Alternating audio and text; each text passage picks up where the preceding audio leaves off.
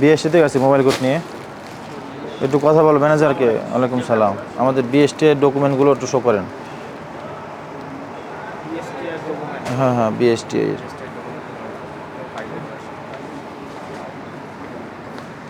আসসালামু আলাইকুম।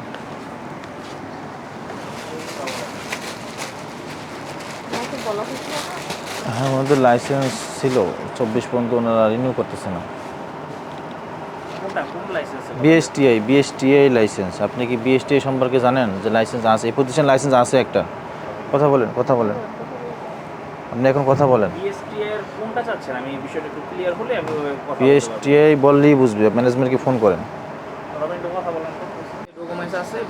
আমাদের সে তো আপনি বুঝতেছেন না, সে বুঝছে ঠিকই। তো ওই ডকুমেন্টগুলো দেখান, তো হোয়াটসঅ্যাপে নিয়ে আসেন না থাকলে। হ্যাঁ হ্যাঁ, এখানে না থাকলে হোয়াটসঅ্যাপে নিয়ে আসেন। কী ডকুমেন্ট আছে সেগুলো দেখান। আমার জানা মধ্যে লাইসেন্স 24 সালে মেয়াদ শেষ হয়ে গেছে। আমি এবার নোটিশও করে গেছিলাম, এখানে তো আরও মোবাইল কোড করতে আসছিলাম। আপনিও আসছেন স্যার। বছর হয়ে গেল, আপনি লাইসেন্স রিনিউ করবেন কবে? আর এটা আপনার নিজ তাগিদেই করা উচিত ছিল, তাই না? হ্যাঁ, অবশ্যই আবেদন করে লাইসেন্স রিনিউ করতে হবে। এখন যে ম্যাজিস্ট্রেট স্যার আছে এখানে, উনি যে সিদ্ধান্ত দিবে সেই সিদ্ধান্তই আপনার আর কি মেনে নিতে হবে। ঠিক আছে, আমি ওনাকে বলতেছি। আপনি যেটা বললেন যে আমি তো সব কিছু দেখলাম, বাট আপনাদেরকে আমি এই যে স্টকটা বুঝাই দিচ্ছি, নতুন করে শোরুম ওপেন হয়েছে এটা আমাদের। শোরুম ওপেন একটা নয়টা না, এই একটা লাইসেন্স কিন্তু আপনার সব পুরো প্রতিষ্ঠানের জন্য, মানে এই শোরুম কোনো ফ্যাক্টর না। লাইসেন্সটা হচ্ছে কি আপনার প্রতিষ্ঠান যেটা, ওই যে অ্যাডলিপ যে চেঞ্জিং লাইসেন্সটা, তার জন্য ওই একই কপি সব শোরুমে আপনার আলাদা আলাদাভাবে থাকবে।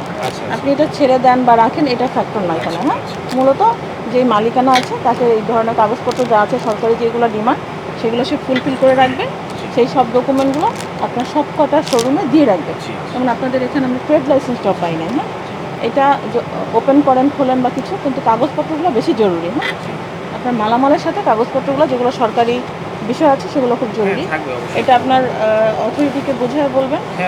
আর হচ্ছে গিয়ে আপনারা যেহেতু কমিটমেন্ট দিয়েছেন এই সপ্তাহের মধ্যে করবেন, সেই জন্য জাস্ট আপনাদেরকে সতর্কতামূলক জরিমানা করছি 10,000 টাকা এই মুহূর্তে দিবেন।